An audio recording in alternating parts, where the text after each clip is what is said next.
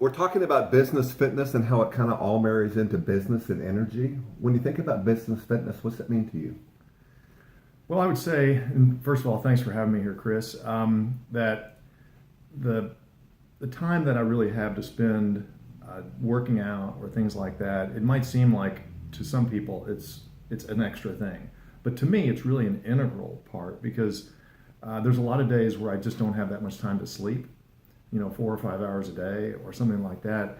And for me to go work out, whether it's cycling or working or lifting or some sort of cardio, it actually boosts that energy that I didn't get through sleeping. And in a lot of ways, it's like this new stimulus or this new thing that kind of kicks me over the edge. Where some people may say, "Oh, let's go have a drink or something like that." I'll go to the gym, or I'll go ride or something, and I come back feeling this sense of elation, whatever that, the endorphins or just the release, and all of a sudden I'm fresher.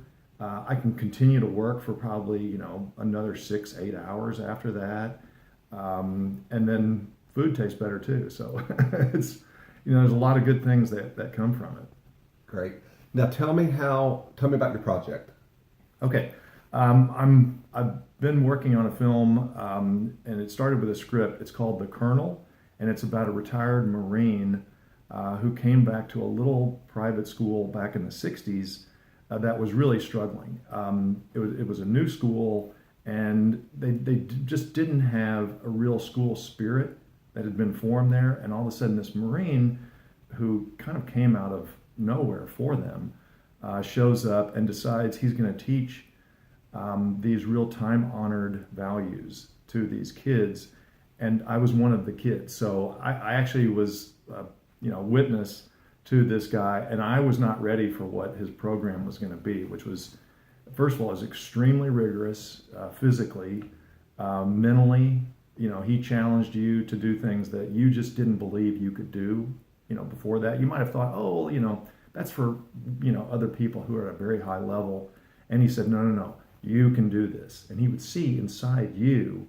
He would look at your eyes, and he would find whatever that thing was that was your best thing. And I don't know how he knew it, but he keyed on that. And all of a sudden you realized this guy had this ability. He was a leader, among men that I just had never seen before. And for I don't know how many people who are still in and around Fort Worth or in and around the world who were influenced by him, he was probably one of their top two people who influenced their lives. So his name was based on a true story about Lieutenant Colonel Rocky Rossiker, and he's very much a legend, and to a lot of people, and especially here in Fort Worth.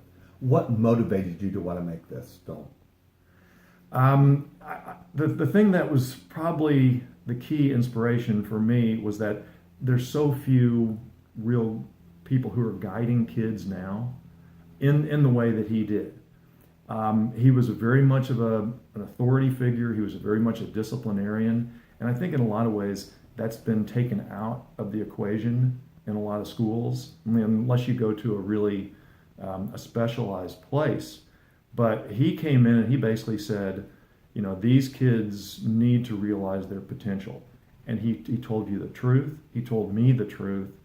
And that truth has continued to come back over the past, 45 years since I first had him. And it's been this, it's made absolutely a profound change in my life. And so my idea was, well, I'm going to pass along that idea that he gave me to hopefully as many people as I possibly can through a film. And I think it's a great story. I think it's a very entertaining and also challenging story, especially these days.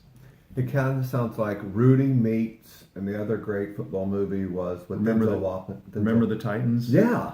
It has a few of those elements, but in a lot of ways, it's a very unique story. Okay. Because he really keyed on some problem kids. Okay.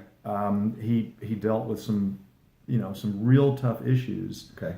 And he was one of these guys that he was determined to have a victory with each kid.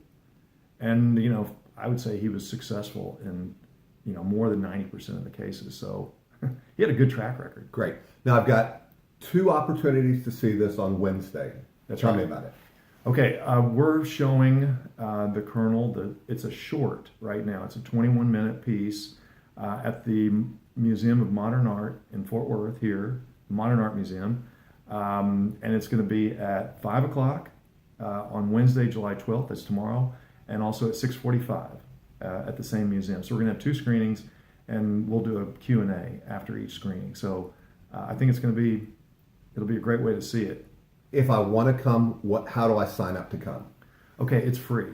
Great. So all I'd ask would be to shoot us an email that just says, I'm going to come and I'm going to have this many people at info@thunderboltfilms.com. And that's info@thunderboltfilms.com. Great. Yeah. Very cool. Yeah, so we're super excited. And actually the film just had, it just was garnered an award at the GI Film Festival for best narrative short. So I think it's starting to get some traction out there. Fantastic. Yeah. That's great. Thanks for being with us today. Thanks, Chris. Appreciate it, man. Absolutely. Thank you all, and we look forward to seeing everyone at the film tomorrow night. I'm Chris Quinn.